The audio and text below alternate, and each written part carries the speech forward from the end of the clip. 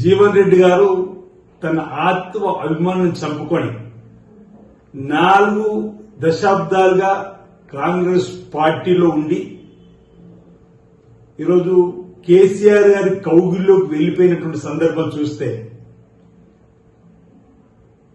పార్టీలు అనేక మందిని ఫిరాయింపు చేసినటువంటి పితామహుడుగా ఉన్నటువంటి కేసీఆర్ గారి కౌగిల్లో ఎలా ఇమిడిపోతాడో భవిష్యత్తులో అనేటువంటి ఆలోచనలు చెప్పేటువంటి ప్రయత్నం చేస్తూ ఇప్పటికే కేసీఆర్ గారి విష కౌగిలిలో అనేక మంది సీనియర్ నాయకులు బలైపోయినటువంటి సందర్భం, అసలు వాళ్ళ ఆచూకీ కూడా లేనటువంటి సందర్భంలో అసలు ఈ రాష్ట్రంలో అనేక మందిని పార్టీ ఫిరాయింపు చేసుకుని బీఆర్ఎస్ పార్టీలో చేర్చుకున్నటువంటి అనేక మంది పార్టీ ఫిరాయింపులతోటి నిండినటువంటి బీఆర్ఎస్ పార్టీలో ఎలా పనిచేస్తారో జీవన్ రెడ్డి గారిని ప్రజలకు సమాధానం చెప్పాల్సిన అవసరం ఉంది.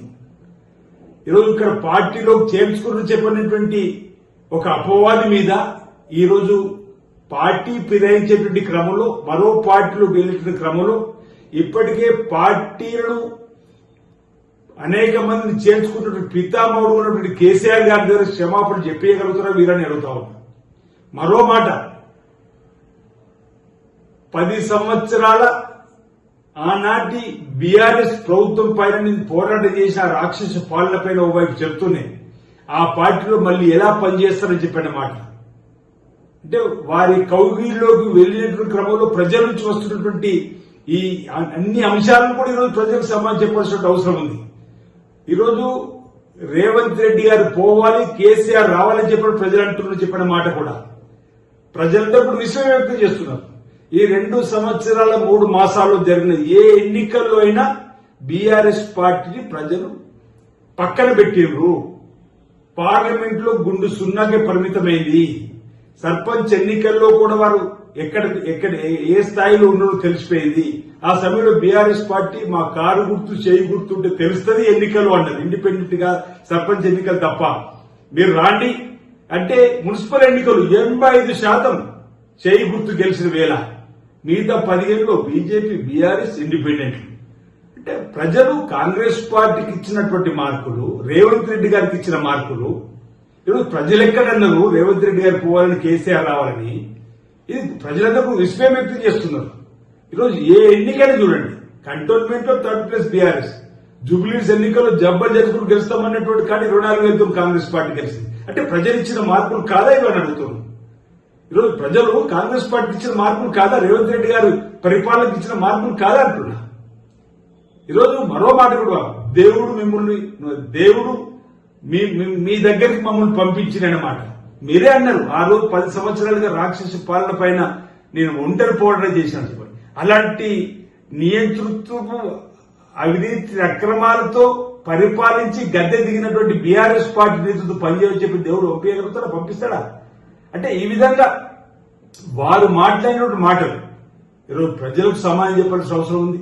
ఓవైపు కల్వకుంట్ల కుటుంబంలో పుట్టి పెరిగిన సొంత బిడ్డనే ఈ రాష్ట్రంలో ఇక బీఆర్ఎస్ స్థానం లేదని చెప్పండి కవితనే మరో పార్టీ పెట్టేటువంటి క్రమంలో ఈరోజు కాంగ్రెస్ పార్టీని గాని రేవంత్ రెడ్డి గారిని విమర్శించేటువంటి సందర్భంలో మేము తప్పుపడతా ఉన్నాం. ఈరోజు కేసీఆర్ రావాలని ఎక్కడ ప్రజలు కోరుకుంటారు, దాని నిదర్శనం ఈ ఎన్నికలు.